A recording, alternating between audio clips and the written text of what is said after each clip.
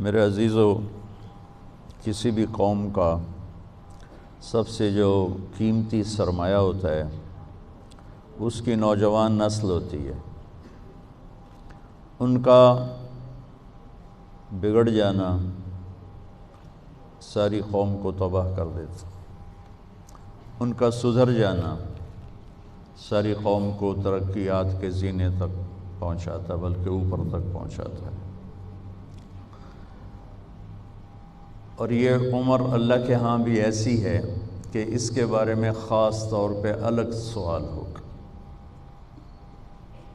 لا تزول قدم عبد، قیامت کے دن آدمی اپنی جگہ سے ہل نہیں سکے گا، حتی یسأل عن اربع، جب تک وہ 4 باتوں کا اللہ کو جواب نہیں دے گا۔ عن عمرہ فیما افناہ، زندگی کہاں خرچ کی، یہ پہلا سوال، زندگی کہاں خرچ کی، یہ اللہ کی طرف سے پہلا سوال۔ پھر دوسرا، وعن شبابہ فیما ابلاہ، جب زندگی کا سوال کیا تو جوانی تو اس میں آ گئی تھی، لیکن اللہ تعالیٰ جوانی کا سوال الگ فرمائیں گے کہ اپنی جوانی کو کہاں خرچ کیا تھا۔ تو زندگی کا یہ حصہ ہم گزار رہے ہیں، گزار چکے ہیں، آپ لوگ اب شروع کر رہے ہیں، اور اس کے بارے میں خاص سوال ہے۔ پھر عن مالہ من این اکتسبہ وفیما انفقہ، مال کے بارے میں 2 سوال ہیں، کمایا کہاں سے تھا، خرچ کہاں کیا تھا۔ ہم کمائی میں بھی آزاد نہیں، خرچ کرنے میں بھی آزاد۔ جو اللہ کو جانتا نہیں، پہچانتا نہیں، اس کے لیے کوئی ضابطہ نہیں، اس نے مال بنانا ہے جہاں سے مرضی بنائے، جیسے مرضی بنائے۔ لیکن جس نے اللہ کو سامنے رکھ کے زندگی گزارنی ہے، وہ کمانے میں بھی پابند ہے، خرچ کرنے میں بھی پابند ہے۔ اور پھر سوال ہوگا عن علمہ ماذا عمل بہ، جو کچھ جانتے تھے اس پہ عمل کتنا کیا۔ یہ چاروں بڑے ہیبت ناک اور خوفناک سوال ہیں۔ تو میں بتا یہ رہا تھا کہ زندگی کا یہ حصہ بہت قیمتی ہے۔ اچھا، مجھے بیٹھے بیٹھے خیال آ رہا تھا، میں نے بھی 12 سال تو گزارے، پرائمری اپنے گاؤں میں کی، میٹرک سینٹرل ماڈل اسکول میں کیا، پھر F S C government college, پھر لاہور میں اللہ نے لاہور میں ہی رکھا، لاہور میں گیا۔ یہ ایسی محفلیں ہمیں نہیں ملتی تھیں، نہ اس وقت اس کا رواج تھا۔ مجھے یاد نہیں گورنمنٹ کالج لاہور میں کسی کی داڑھی ہو، سوائے ایک لڑکے کے جو ہمیں یہ تبلیغ کا کام اللہ نے اسے ذریعہ بنایا میرے تبلیغ میں لگنے کا۔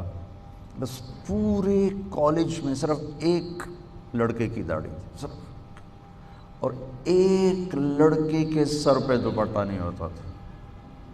شاید کوئی ایک آدھ ہو، مجھے بہت پرانی بات ہے، لیکن میری یادداشت میں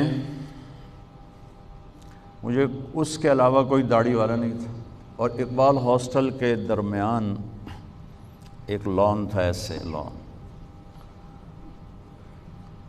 تو میں وہاں برآمدے میں کھڑے ہو کے دیکھتا تھا، 3 سے زیادہ لڑکے نماز پڑھنے والے کبھی نہیں میں نے دیکھی، وہ بھی انفرادی، ایک پرانی سی پھٹی ہوئی۔